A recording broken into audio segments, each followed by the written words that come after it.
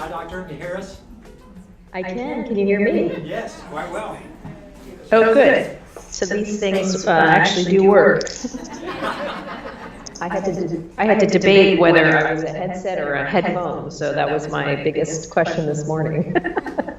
Oh, I'd lost your picture. Can you see our group at all? Behind me? I do. I see a lot of people. Hi, guys. We have had a rundown of your career, and I wanted to talk a little bit about that before I ask a quick question. You're an intelligent, obviously, a medical doctor. Not only that, you're a cardiologist, teaching other doctors, and I'm holding your book right here, Finding Balance. So you're a published author, teaching other doctors. Wow. Not only that, you're attractive. We can see you. And we have heard about your choice of health. How you've found, at least for you, a cure of rheumatoid arthritis. And now that you're healthy, back running again, you're the complete package. You know, women want to be you, and guys want to be with you. So help us a little bit. You have been on the journey for a couple of years now. I don't know how many exactly, but some years. You've been on this journey of finding health, and many of us in this group are starting on that journey. What word of advice could you give us about that start? So let me ask just a few questions, if I could, before I answer that. Is so what, in terms of the group, are most people, when you said we're starting that journey, what does that mean exactly? Well, for instance, is the group mostly plant-based, or?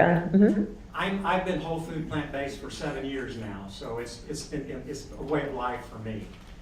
But many in our group are not that way. Many are choosing this path now and just starting on the journey. They might not even, they're probably, many in the group are omnivores, or not plant-based.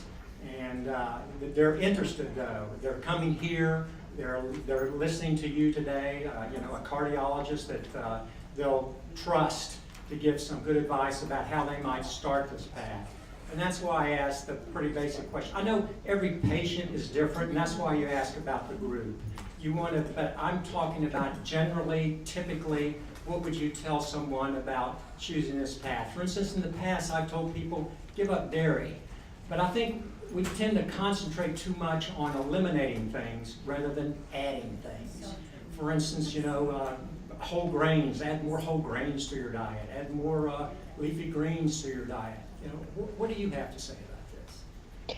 Yeah, so it's good to see all of you, first of all. I think that it's been an interesting road for me, as you have maybe seen on my video, and it's been about 6 or 7 years now since I've been focused on this in mission. And I think that one of the things that I tell people, especially in my own clinic, is that I don't judge anyone. Like, there is no person there's no right way to do this. There are ways that I think are more optimal, but everyone has the ability to change, and it just takes a little bit of time and motivation and sort of a little bit of education, and then together sort of we can all sort of move on this path towards healthier living and healthier diet.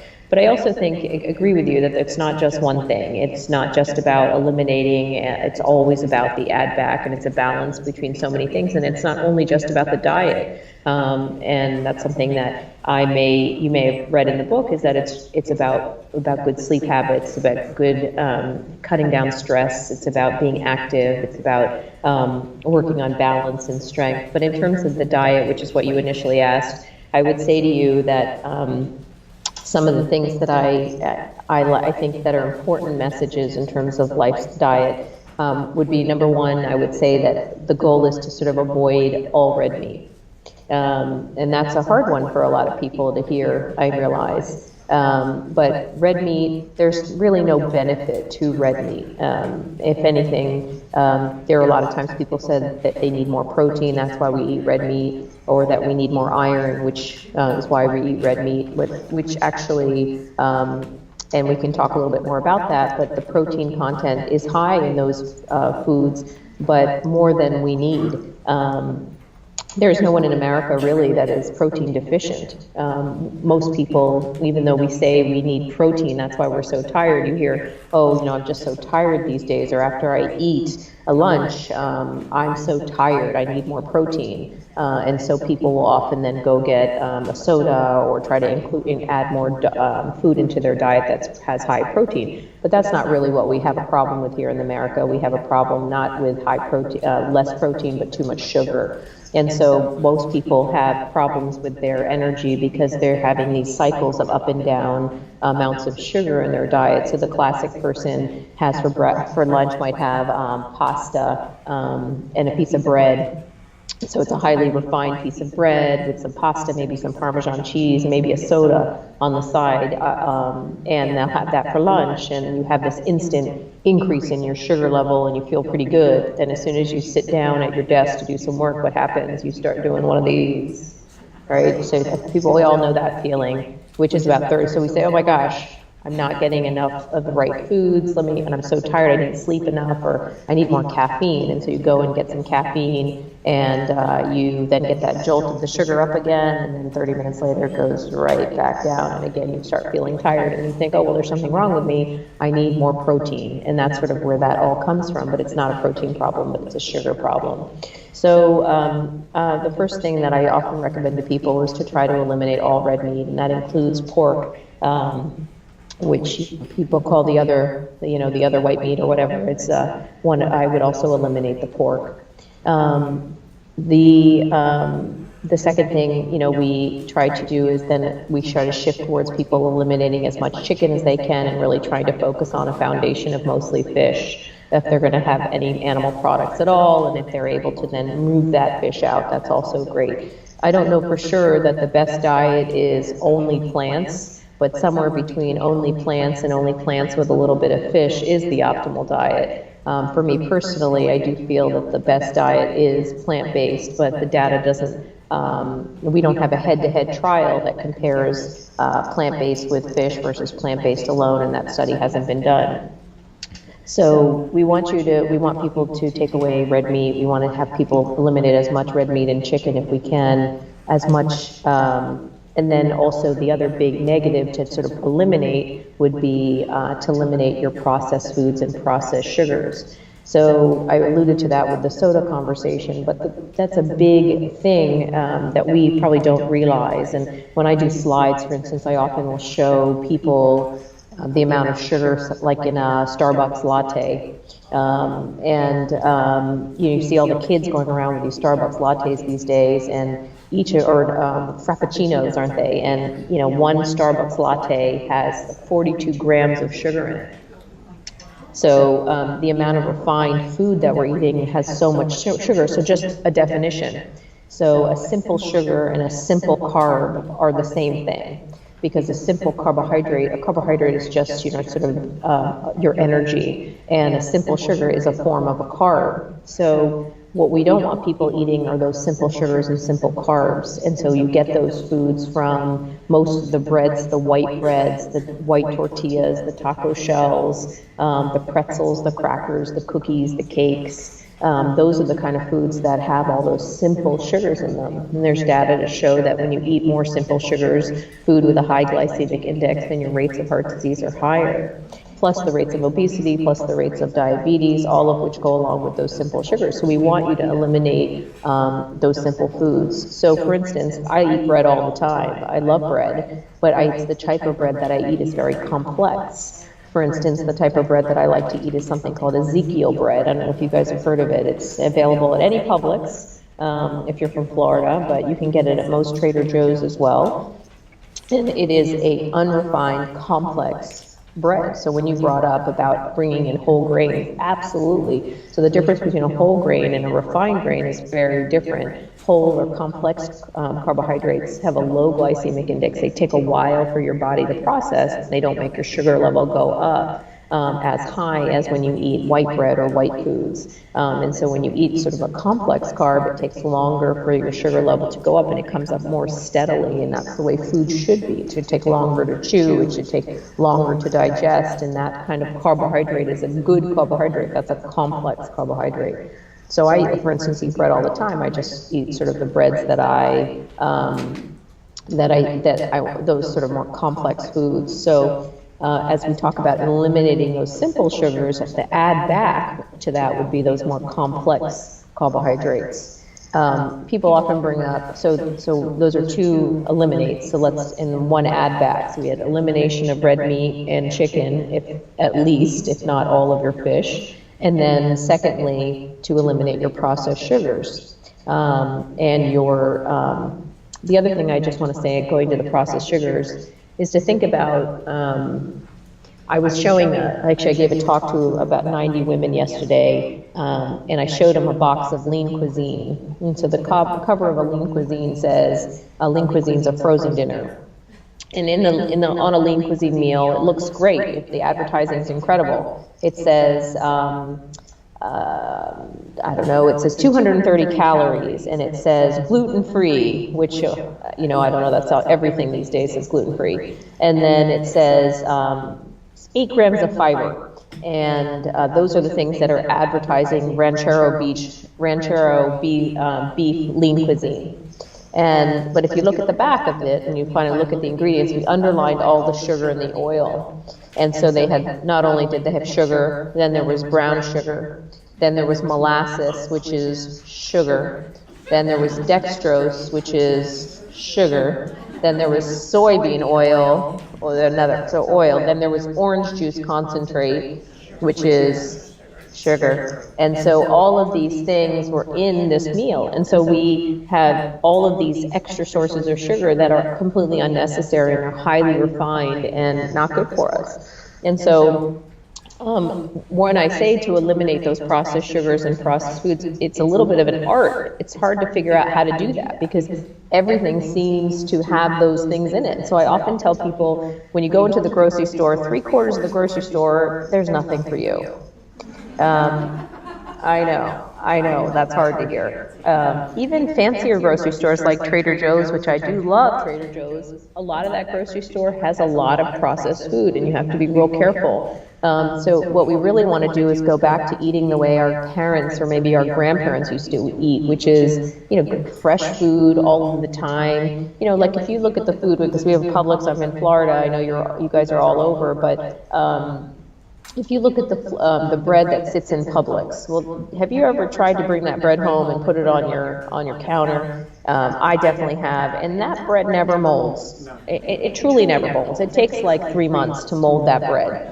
And you should try this because it's worth it. And so why doesn't that bread mold? So the bread doesn't mold because it's made, I'm from Florida, so the bread is made in some warehouse in California, and then they have to then get it to the warehouse in Gainesville, Florida, which is where I'm from, which then it has to go on the Publix grocery store shelf, and then it has to sit there for 3 weeks. And then it has to then be picked up by me, and then I have to be able to eat it without it getting molded. Well, in order to do that, what have you had to add? Well, you've had to add loads of sugar, loads of oil, and lots of preservatives. And so when I talk to you about eliminating simple sugars, I want you to also sort of add to that preservatives, and what I call those things all fake food. So most sadly of the grocery store now is fake food. Like it's not real food, it comes in a box, you have to open it up. It's not the way we used to eat, is it? And so in favor of getting faster and more efficient, and I am all for efficiency. I have 3 small kids, I have 2 dogs, and I have an active full husband who works full time, and I work full time.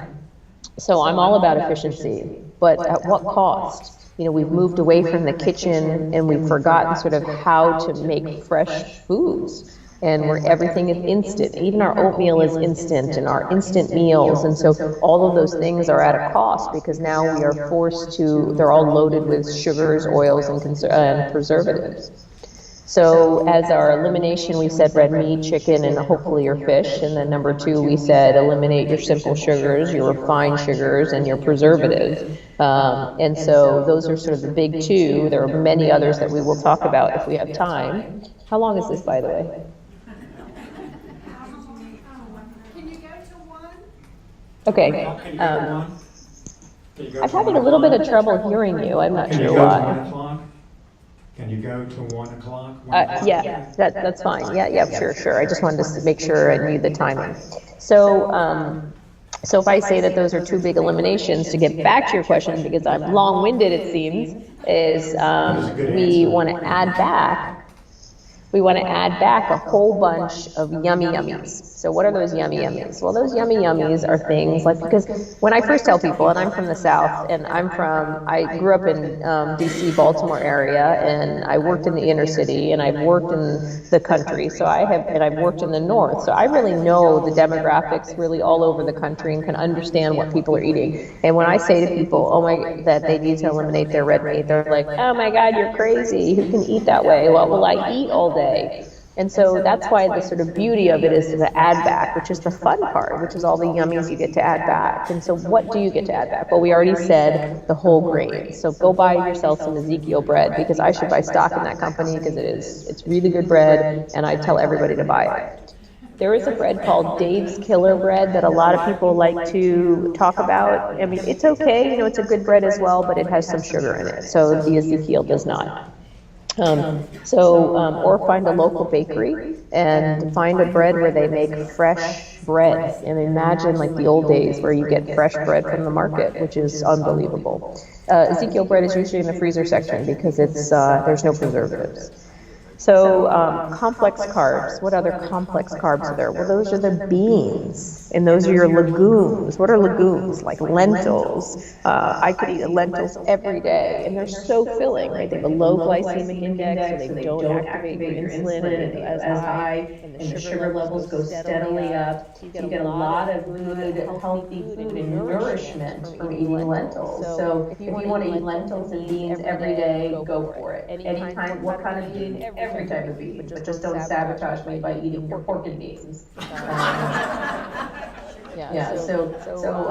any type of bean, and how do you cook it? Well, cook it by how you like it. So I put a tiny bit of oil at the bottom of a pan, maybe a tablespoon or so. Some people don't want to use any oil at all. That's another conversation, but I use a tablespoon or two of oil. I put some onions in, I put some cumin seeds in, and you get that smell of the cumin, so yummy. And then you add a little bit of, then you throw the beans in, steam them, and you add some peppers and garlic. And, by the end, you've got these incredible I like black beans. So a load of black beans, but you can eat those beans every single day. I can eat those black beans, and I add tomatoes and onions and mushrooms and peppers, and you have a feast for yourself. Lots of beans, lots of lentils. Lentils are also resistant starches. They're really good in terms of getting just loaded in fiber. So only good things can you get from those kind of foods. The second add back, which is usually my first add back, which is fruits and vegetables. And so, how many should you eat? As many as you can. How little should you eat? At least you should eat 5 to 7 servings of fruits and vegetables per day. And a serving is not 3 strawberries. How much is a serving? 1 cup. I unfortunately can't hear you guys so well. Somebody said a cup. Can you try again? A cup. 1 cup. Yeah, somebody's listening to me. Yeah. So, a cup of fruits and vegetables is a serving. So a cup of uncooked or a half a cup of cooked vegetables is considered a serving. So we want you to have at least 5 to 7 servings of fruits and vegetables a day. And there's new data to say even up to 10 servings of fruits and vegetables per day is optimal. And there's data to show that the more fruits and vegetables you eat, the less likely you're going to die. So people say, well, I'm a diabetic. I was told I shouldn't eat sugars, but that's not, and I shouldn't eat fruits. Well, actually, that's not true. And unfortunately, I know that people say that, and I know diabetic doctors do say that. But then people are eating refined breads, and they're eating cookies and crackers. So those are the things we want you to eliminate, not the simple sugars that come from fruits, because they have fiber and vitamins and antioxidants and all this yummy stuff that you need and that helps your body. So those are the kind of fruits and vegetables we want you to eat. We want you to eat every type of green that you can get. Collard greens, kale, spinach, peppers, Brussels sprouts, beet greens, turnip greens, you name it, I want you to eat it. Don't eat the same thing every day, change it up every day. For instance, kale is loaded in calcium and potassium. Sweet potatoes, there's incredible food, and sometimes arguably I call them my the quintessential perfect food, because it fills you up, it's loaded with potassium, fiber, protein, and it has a little calcium in it too. And so these are the kind of foods that we want you to add back in terms of fruits and vegetables. But you should really think in your mind, with every meal, you should say, what fruit and vegetable have I added? And that's sort of how you need to think. So for instance, for breakfast, what fruit and vegetable are you eating? So my favorite breakfast, for instance, is Ezekiel bread toasted. Okay, I'm gonna tell you my greatest secrets, what I eat for breakfast. So I've toasted Ezekiel bread. I have it as well, so I know what you're saying. I eat it as well, yeah. I have Ezekiel bread for breakfast as well. Yes. Okay, so I have Ezekiel bread, I toast it, and I put hummus on it. Then I slice tomato on it, and then I add black pepper. That is the best breakfast. 2 slices. The other thing that I eat, so I've got, then I eat the tomatoes, and I usually have a banana on the side, or some clementines, which are in season now, and so there's always fruits in your food, and as you're thinking about it, or maybe I'd have a shake on the side, you know, like I'll make a Vitamix shake, and we can talk about your shake's good or shake's bad, that's another whole conversation, but sometimes I'll have a shake on the side, which is just kale and raspberries and some chia seeds or something, so I'll have that, plus my Ezekiel bread. Boy, am I so full. Like, there is no way. I never tell people to count a single calorie, because I don't count calories, I don't count carbs, because I don't care. I'm going to eat when I'm hungry, but I'm only going to eat the right foods. And so if I eat the right foods, then I do just fine. And you know, you will, so people say, well, I'm worried about my sugar levels. Oh, I work with hundreds and hundreds of diabetics. And we're cutting people's sugar levels like crazy. People are coming off their insulin. You'd be blown away just by eating these sort of healthy foods, lots of fiber, complex carbs, and fruits and vegetables. It's awesome. Back to the balance. One more question before I sit down and let somebody else go. You in finding balance, earlier you talked about the whole lifestyle. But you know, you can't out-exercise a bad diet.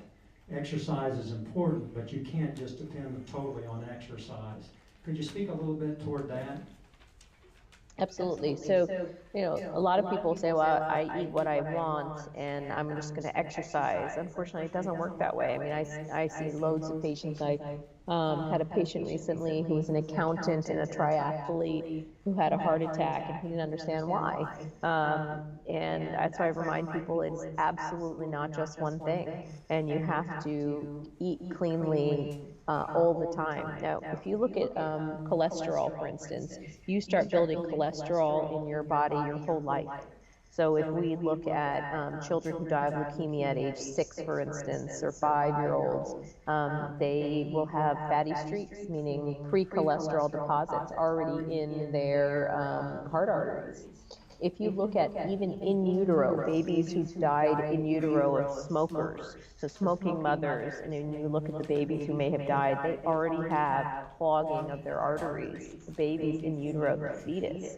So you build cholesterol your whole life. And so all the stuff we eat from when we're kids, like for instance, my parents, they were vegetarian, they're Indian, and they thought that because I was living in America that I needed to learn to eat like Americans, so they gave me meat. And they thought that they didn't know where to go to get meat, so they took me to the Golden Arches. And so I learned what a hamburger was from good old McDonald's. Yep. And yep, that's how it is, you know. But you know, my parents didn't understand and realize what was going on there, and so that's how I grew up eating some McDonald's. So most likely, all of us, and I can't see everybody in the room, but most likely all of us have a little bit of plaque in our heart because we've been building it our whole lives. And so the goal has to be not to say that I'll deal with that later or when I get older or when I stop exercising, but it's got to be a constant thing all of the time that we want to be eating healthy. I mean, everybody has times where they break down and have snacks or binge, but the goal should be always, as much as you can, to eat very healthy and very clean. And you can't make up for that with exercise alone. Do you know what 52-20 means? 52 to 20? You're a gainer now. What is 52 to 20? Look over your shoulder. Look over your left shoulder. So I'm as a sitting gainer, in the Aggarwal lab at the University of Florida. Yes, it's very funny. So that's a big. Dr. Aggarwal, check your computer to see if the volume is up. It's not that I can't hear you, it's just that it's like fuzzy sounding. Oh, Let's see. fuzzy sounding, okay. It wasn't so much at the beginning. Let me see. Wonder if Okay. how's that? How does that sound to you? Is that better? It's yeah, I mean I can it's just it's better, but it's still a little fuzzy. That's okay. It's enough. If you say it's slower, then I can hear you. Okay, well we'll hold the mic about this far from our mouths to see if that helps, okay? Somebody else ready for a question? Okay, I'm getting directions from our tech people. Okay, how's that? Is that better? Yeah, it's a little bit better. That's good. Okay, good, Sam. Okay. All right, right there. Okay. Who's next to ask a question? Don't be shy. Good. Don't be shy. We got time. Hi there. How are you? Can you hear me? Can you hear me? I can hear you. Oh, good. Yeah. I'm a little tall. Question about heart rhythm. You know, irregular heart rhythm runs in our family, and I've got extra beats and I guess all my chambers. Is there anything that diet can do for that? Yeah, I mean, it sort of depends. Are you describing that you have like PVCs, or do you know what your diagnosis is? Well, I've got a brother who has AFib. I've got a sister who has SVT, and all they told me was that I have extra beats in all 4 chambers. But I'm not on any kind of medication, and you know, I'm not even being followed by a cardiologist. But I was just wondering, I've been eating this way for 9 months. Is that something that diet will help? Yeah, sure. So, you know, I take care of a lot of patients with palpitations, and when I clean up their diet, often by cutting out most of their sugars, most of their palpitations go away. There's data also on omega-3 fatty acids and abnormal heart rhythms. So, omega-3 fatty acids come from foods like walnuts and chia seeds and flax seeds, but also fish. You can get a lot of omega-3 fatty acids, and there's data that those kind of omega-3s are beneficial in patients with abnormal heart rhythms.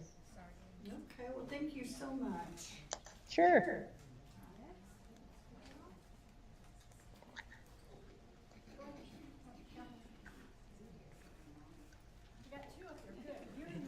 Did you have lunch? Was there a chat and a chew too? Yes, we Oh, have good. been chewing.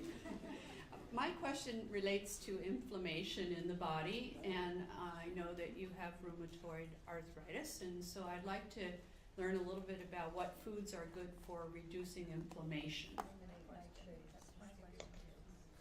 So I think that I think we need to step back before we answer that question about what really is inflammation. Because I think that's the most important concept maybe of the entire topic, of the whole talk. So inflammation is your body's irritation, okay? So it's when your body's mad at you. That's how I sort of describe it. So that's usually due to an imbalance between your resources and your, are you guys okay? Can you hear me? Yes. Okay, great. Thank you. So it's an imbalance between your resources and your stresses. So it's important to understand that you have many things in your toolbox to combat inflammation.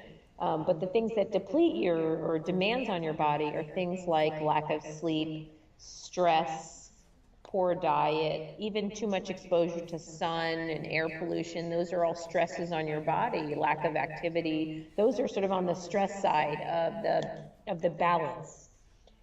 And on the other side are things like plant-based diet, sleep, water, activity. Those things are on the resources side of the balance. So when there's an imbalance between stresses and resources, that's when your body gets irritated, and that's what triggers inflammation. And so the reason I bring that up is important because every chronic illness effectively is a problem of inflammation. And so for me, it was rheumatoid arthritis, but for others, it's heart disease or cancer or type 1 diabetes or inflammatory bowel disease, because you may have a genetic predisposition to one of those illnesses, but then on top of that, something environmental has happened that has affected your body and triggered that part of the body to be the part to decompensate. So when you ask me about inflammation and what things you need to do to decrease inflammation in terms of food, it's everything we're talking about. It's eating a plant-based food, plant-based diet. Are you guys hearing me okay? Okay, sorry, because I hear a lot of background, so I just want to make sure that I'm not talking to myself and I sound like wah wah wah wah, so just making sure. It's important to understand that eating a plant-based diet is important for all illnesses, because there's data, and I could go through that on rheumatoid arthritis and eating plant-based. There's data on heart disease and eating plant-based. There's data on cancer and eating plant-based. But if you're asking for specific things to add to your diet that have anti-inflammatory effects, I would say loads and loads of berries, blueberries, raspberries, loaded in antioxidants. I would say chia seeds and flax seeds, which are full of omega-3 fatty acids and are anti-inflammatory. I would also say turmeric, my spice, which I called My Gold, which is a very potent anti-inflammatory spice, are all very important to add into your diet. So again, it's about taking out the things that are inflammatory and then adding back the things that are anti-inflammatory. And those are your keys and all of our keys to better health.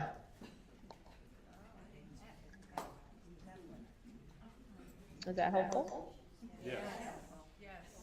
Doctor, you mentioned before, you started talking about shakes and then, whether they're good or bad, and that's a whole different conversation. Can we have a little elaboration of that? I didn't get to hear what the question was. I heard elaboration on what the... Well, you mentioned shakes before, and whether shakes are good or bad. Oh, sure. So there's the juicing, and then there's the shakes, and then there's the whole food. Okay, so that's the spectrum. So Essie is, a good friend of mine, and he is not a big fan of the shakes. I have a mixed feeling. I'm definitely against juicing, because when you juice, what you've done is, I know there's this new bullet out there, I think, that makes juices. And when you juice, what you've done is you've just taken the sugars out of the food and the liquid and the sugar and the vitamins, but you've removed all of the fiber. So there's no benefit in juicing. And if you juice, it's just like getting a naked drink, which has 62 grams of sugar in a naked shake. So juicing is not what we want to be doing. Now, the Vitamixing, or whatever, the sort of super blender, is kind of a middle zone.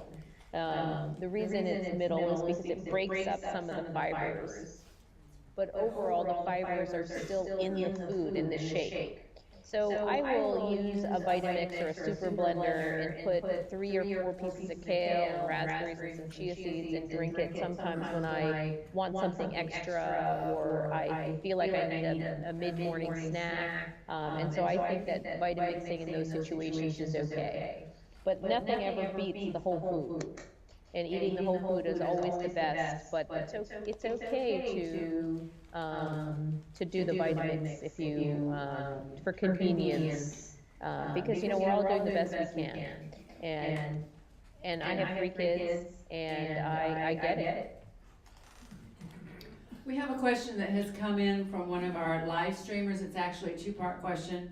They're asking if a whole foods plant-based diet can benefit the type of inflation that contributes to a thoracic aneurysm, and also can it help pulmonary hypertension and calcification? So, there's no specific studies that have been done on, plant-based diet and these specific illnesses. So like the thoracic aneurysm often is related to elevated blood pressure, into atheroma disease or plaque. And so when you have an aneurysm, unless you have a congenital abnormality, which the person discussing this may have a genetic or congenital problem, which would be different.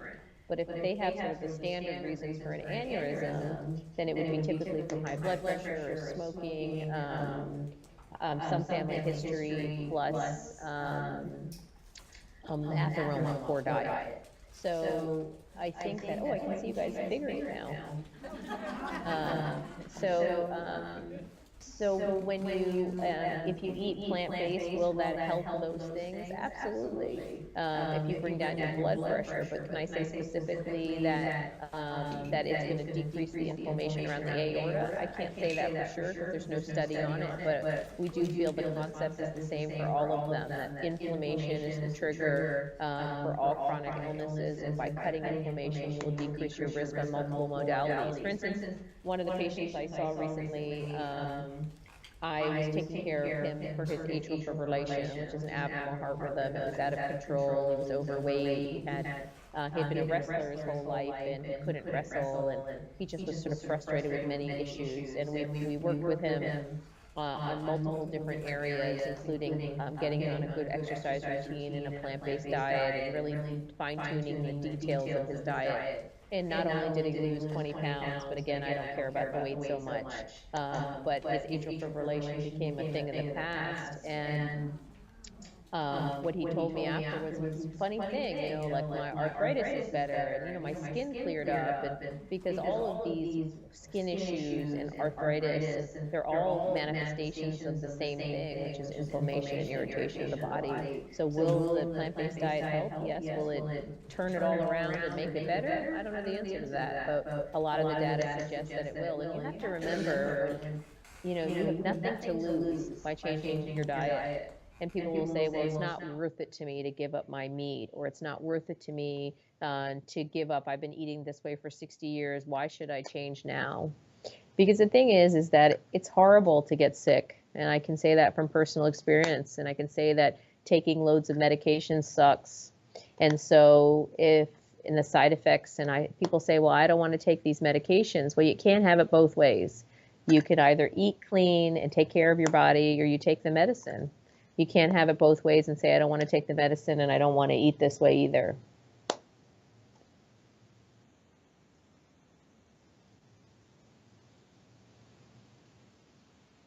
You do have a congenital problem. Wouldn't it be to your advantage to keep the rest of your heart as healthy as humanly possible? Oh, absolutely.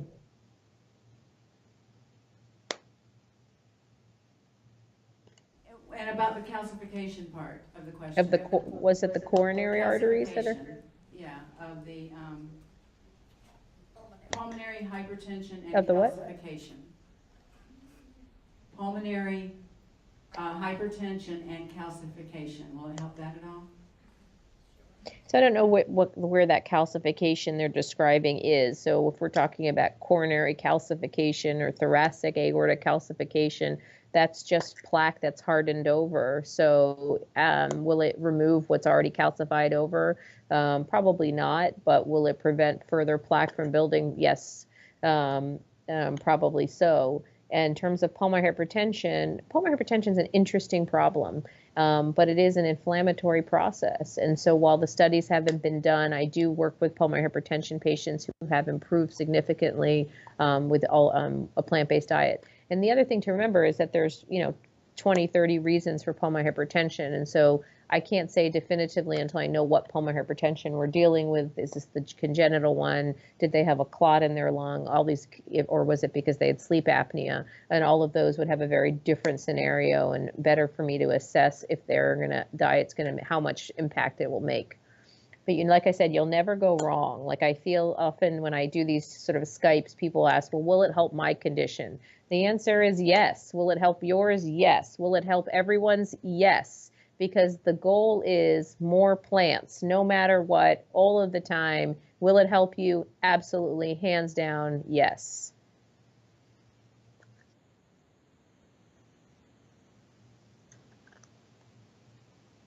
I have Hi. a question about, I know we're trying to avoid medications where diet would actually do the trick.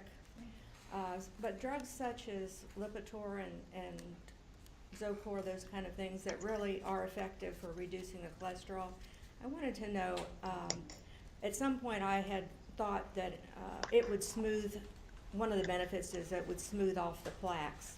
Is that still thought to be true, that the anti-cholesterol, those type of medications actually smooth it so the blood flows, over the rough spot and maybe will help in some way? Sure. So never in my when I give talks do I ever say that the medications are bad, because I use them. I think that they're important and they have overall loads of benefits in terms of, and with the studies. I have more study data on statin medications than I ever have had on plant-based diet. So I believe in the medications and I use them. And so I'm never going to be the person that's going to say to you that if you've had a heart attack that you are fine just doing one thing, because I know that I have lots of data to say that statins work. And yes, statins decrease inflammation, and statins decrease and cause plaque stabilization, which is what you're describing when you say the flow is good. And so these statin medications do have an impact. And so, yeah, are they beneficial? Now, every case is different. If you're somebody who doesn't have heart disease, and will you be able to come off your statin by changing just your plant to a diet, making a diet change? Likely. But if you already have plaque and stents in your heart, will I take you off your statin? Probably not. But I will still push you on your diet. You have to remember that, it doesn't work like you can just I have a partner who used to say, I will eat my red meat and I will take my Crestor too. Actually, my PA had t-shirts made for us, and his said, I will eat my red meat and my Crestor too, which is a statin. And mine said, I will eat my carrots and that nothing else or something. I can't remember what they said, but it was great. And we used to wear them together and say, bring it, bring it. So it was very funny. So it doesn't work that way where you can just sort of cure away all of the negative benefits of eating your red meat by adding in a statin. So it's not that statins absolutely have benefit, but so does a plant-based diet. And used in conjunction, especially with patients with heart disease, it's a powerhouse. Is there a lot of evidence about cognitive decline with statins? Is that something that really needs to be considered? There is some data, it hasn't really panned out as sort of being a definitive issue. In some small studies we've seen it, and others we haven't. So overall the party line is that you should keep the statin on if you have heart disease or a clogged artery, because the benefits in terms of overall mortality bypass any issues we're having with cognitive dysfunction.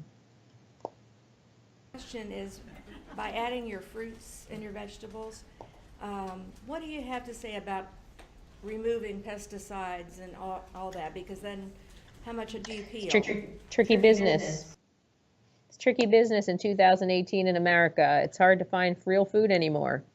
You know, so yeah, it's an issue. Pesticides are a problem, Roundup and sprays, and you know, it's hard to find. If you can eat organic foods, eat them. But if you can't afford them, doesn't mean you shouldn't eat the fruits and vegetables.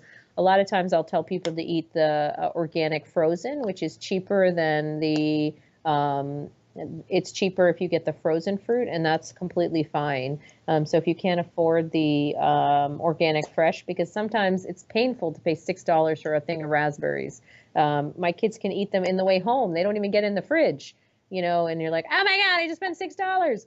You know, and so, you know, to feed a family of 5 like I do, I'm definitely aware of it. And so, yeah, pesticides are a problem. Try to eat organic as much as you can, especially the thin fruits like blueberries and raspberries that don't have a skin like a banana or an apple, a banana or an orange, which has a skin. You know, the ones that have a really soft, thin skin, you should try to eat organic as much as you can to avoid grow stuff at home. If you're the Florida crew, you have the benefit of living in maybe the best climate to grow your own stuff. I've got kale and oranges and avocado and all sorts of turmeric and ginger all growing in my backyard right now, and tomatoes, and it's so fun. There's nothing more exciting than seeing a new tomato come on a plant. Okay, thank you. I get cheap thrills, I guess. We have a question about supplements. What do you think about supplements, and in particular taking calcium for bone health? So, you know, supplements is a broad topic. You know, it's like a $400 million industry in the United States is supplements. There are many issues with supplements because they're not FDA approved, most of them. And so you're getting a whole bunch of things that who knows what you're getting. And so that's a real problem. And just to clarify, they are not FDA approved, and so, or FDA monitored, I'm sorry. They're not FDA monitored. So it's not like somebody's watching to see what's in each of these supplements. And so you can put loads of stuff in supplements, and you know, you just have to be real careful with supplements these days. The second thing I would say about supplements is that for most people, I don't think you really need them. Like, I think most people don't need vitamins if they eat mostly plants. There's no benefit of eating the vitamin. So the only things that really people need to supplement are vitamin D if they are concerned about the sun exposure, the whiter skin, even dark-skinned people. It's harder to absorb the vitamin D from the sun. So vitamin D supplementation. Intermittently, we need some B12, and then that's pretty much all I really recommend. Calcium supplementation has not been shown to be effective in bone growth necessarily. And there's many issues with supplements, and calcium supplements, so I don't advocate calcium supplementation. We also have a question on whole grains, adding whole grains to your diet, and how do you recommend that's done with someone who has celiac? It's definitely trickier. So celiac patients, if you have true celiac disease and you can't eat grains, it definitely becomes a little bit more of an art, but oats and rye and barley, sort of different grains are sort of the way you would get your whole grains in without getting the wheat. But you also have to be real careful about these gluten-free foods, because the way we make gluten-free foods, often like a gluten-free cookie, is not that it's better than a regular cookie. In fact, sometimes it's worse. Now, if you have a gluten allergy, you have to eat the gluten-free. But remember, when we make things gluten-free, we add a whole lot of sugar and oil to them to make them taste better. And so they become very fatty. So people often gain weight when they eat gluten-free. And so I don't want people who don't have a gluten allergy or a gluten sensitivity to just eat gluten-free because they think it's better for them. And so unless you have a real sensitivity, which many people do, but only about 7% of the country in the world has a gluten sensitivity.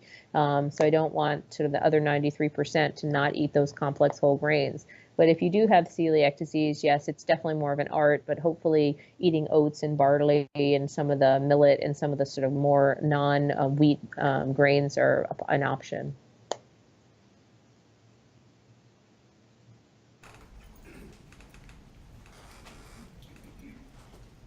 Yes, I like to acknowledge the gluten issue about the nutrition element a part of a diet. because coming from CPR and doing resuscitation, it's probably a cause of fainting, critical falling, if it's over the amount, inactive, the gluten, nutrient, element. I mean, what is the? I'm not following what you mean by not, the gluten, nutrient sugar, element. The sugar, nutrition, supplement of food. In CPR, they have what they call resuscitation, you know, where your lungs collapsing, deoxygen, less oxygen to the brain or whatever. And a lot of times when you in the issue, they'll be talking about gluten. Is that any kind of sign of symptom of illness, falling, fainting from inappropriate eating? Sugar, gluten. What is the last So- word you're saying? Gluten? Yeah, the sugar, gluten. Gluten. Gluten. Sugar gluten. Does that make sense to you? Sugar gluten?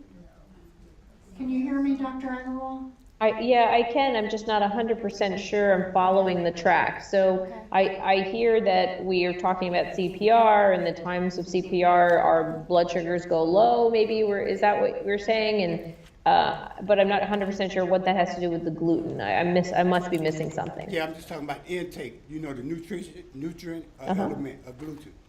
Is that an So involvement in the CPR or resuscitation where, you know, the lungs might collapse? So So you're saying, can Go taking gluten cause you to have lung collapse? Yeah, breathing. Is that what you're saying? Yeah, it's probably a breathing problem. That's what he's asking. That, I mean, if you another have issue, celiac, the body guts, the body part, the gut supposed to be kind of sensitive to poisonous food intakes, and you automatically the body will reject it. You'll faint, overdose, or somebody have to come and tap you or whatever. It happened in an event where you just ate something and you'll collapse or fall down. You usually around somebody because the body will reject it. I think I get it.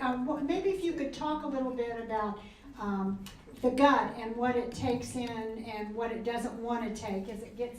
Yeah, something like yeah, that. Yeah. Can you speak a little bit about what you found out about the microbes and how the microbes process the food for us and give us nutrients? Sure.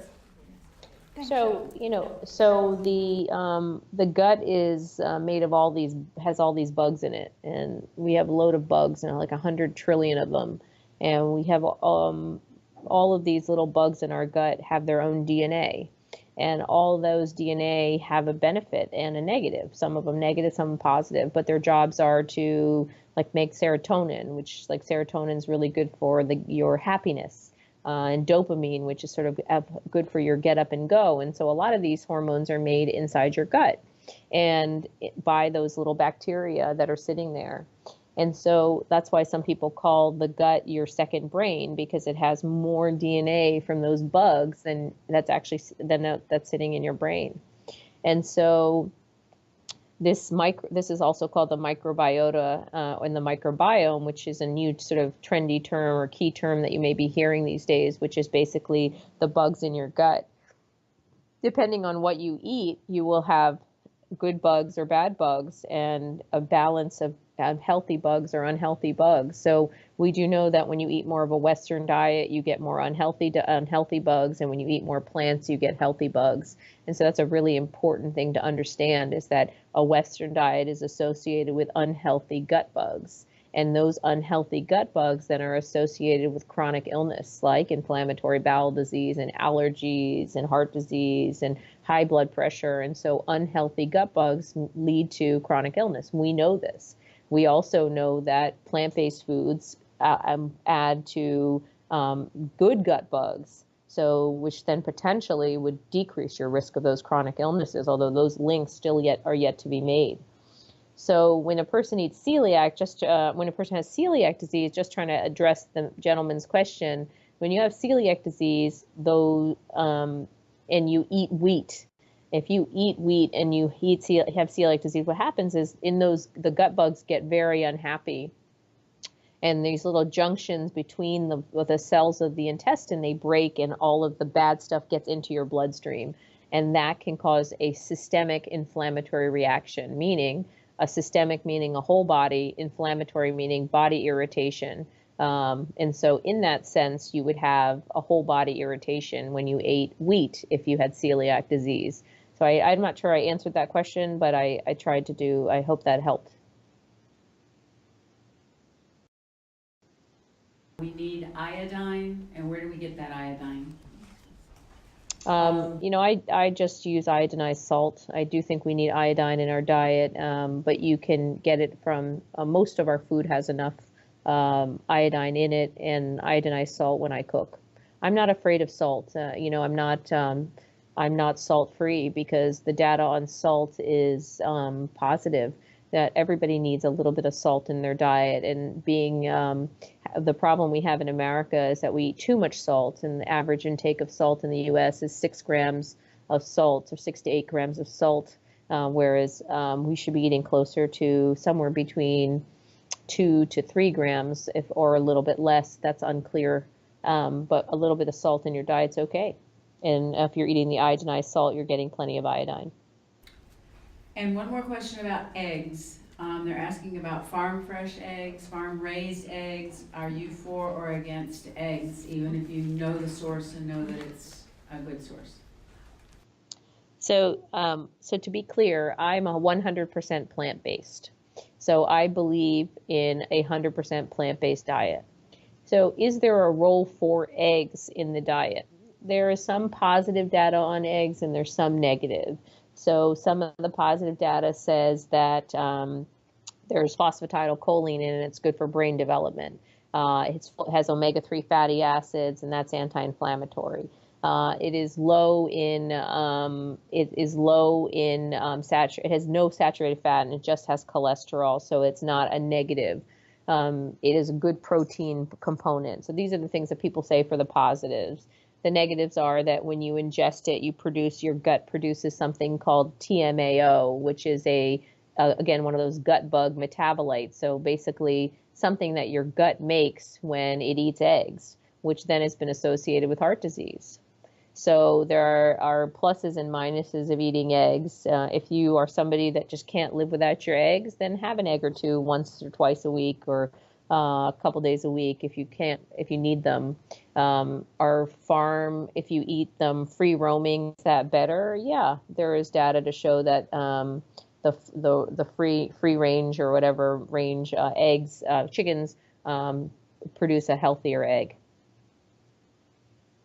We also have a question from Dr. Clapper recommends a DHA-EPA combination. What are your thoughts on that? And what about wheatgrass?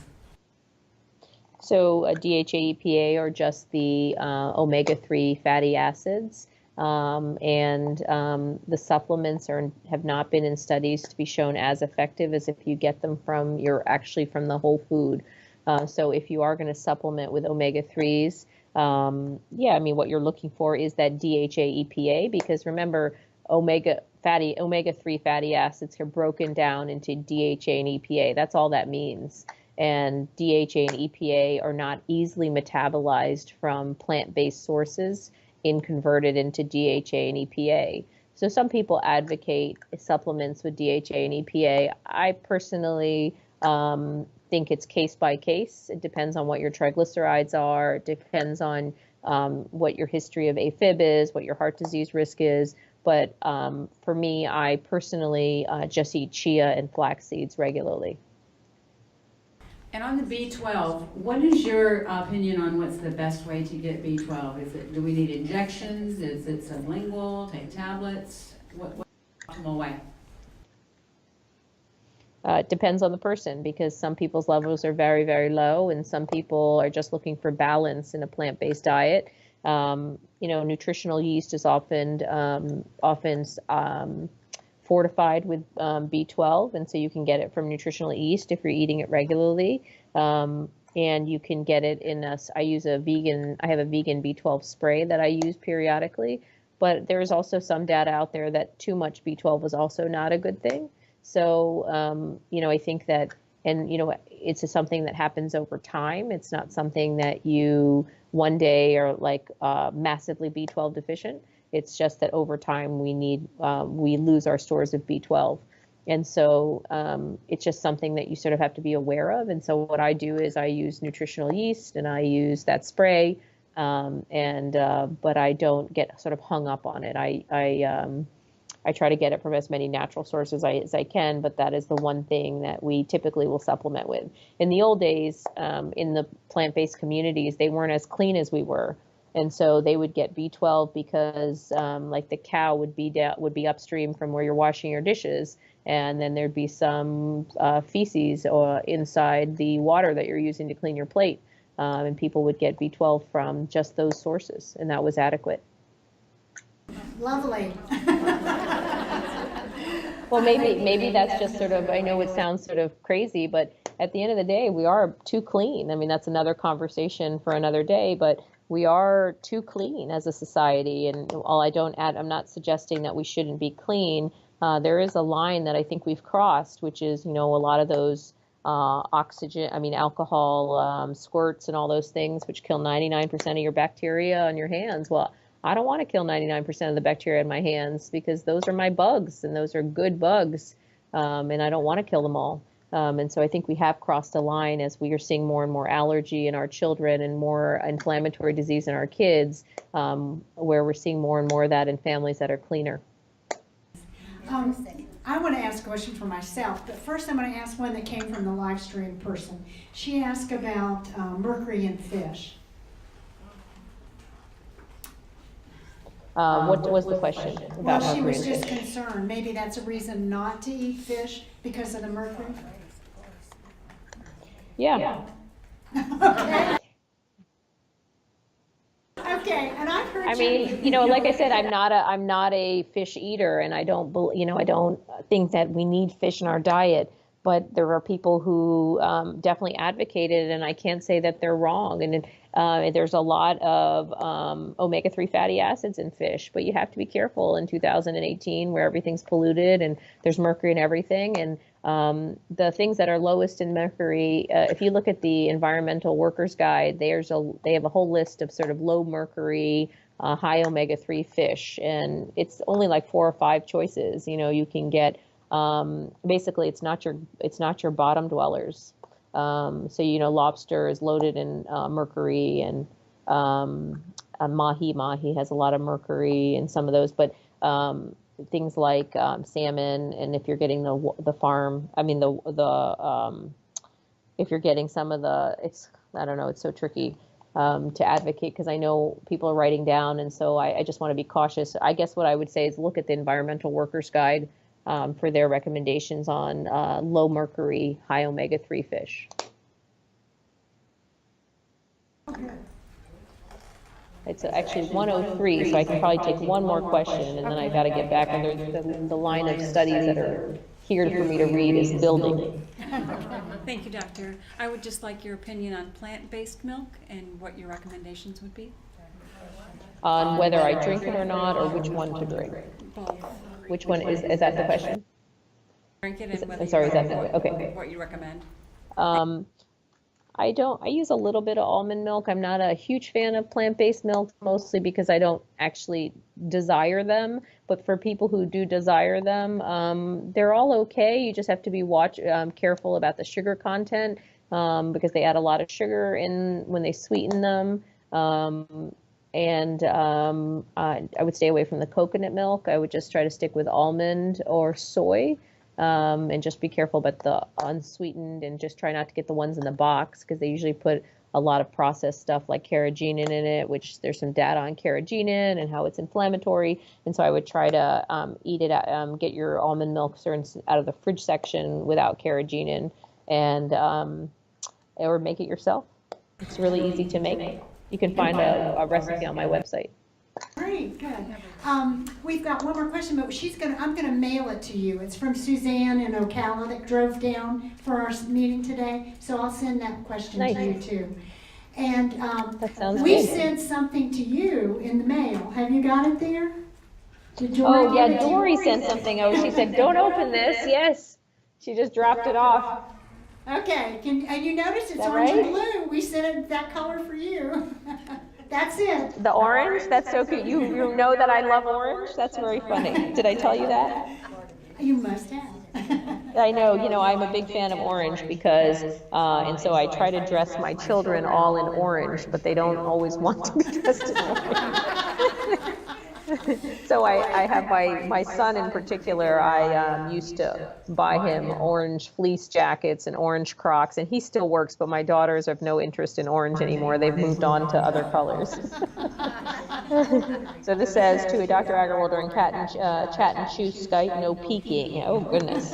Oh, thank you for Skyping with us. That's cute. Should I open this? Yes. Okay.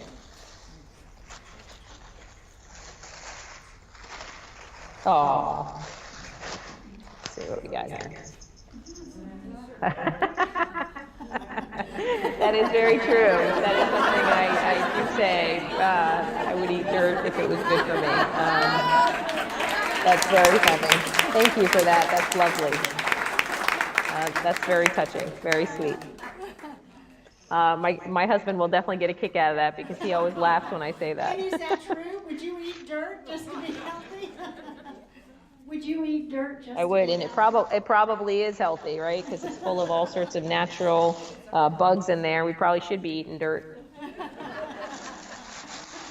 we just want you to know how much we appreciate your time and your knowledge to help all of us. Thank you so much. Oh, it's my pleasure, my pleasure. I would just leave you with one thought, because I know I can see that there's, people getting up, maybe a little bit of dissatisfaction. It's hard to hear these things. How am I going to do this in my own life? And I want to remind you that you can do this.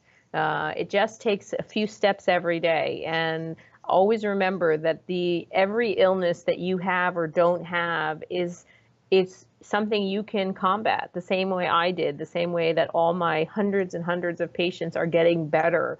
And so you are not alone in this process of having been told your whole life that milk is good for you or that it's okay to eat red meat and sort of going through and fighting these social norms. But I promise you that the benefits you will feel when you make these changes will way outweigh anything else you hear, and you will not look back. Because every day, I haven't had dairy in over, 6.5 years, and I will never have dairy. And I raised 3 kids dairy-free. And my son, who's 11, is a giant.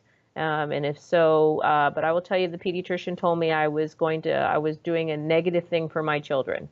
And so you have to kind of read through, find people that you can believe in, and find natural sources for healthy foods, eat lots of greens every day, and don't look back. Take care. Goodbye.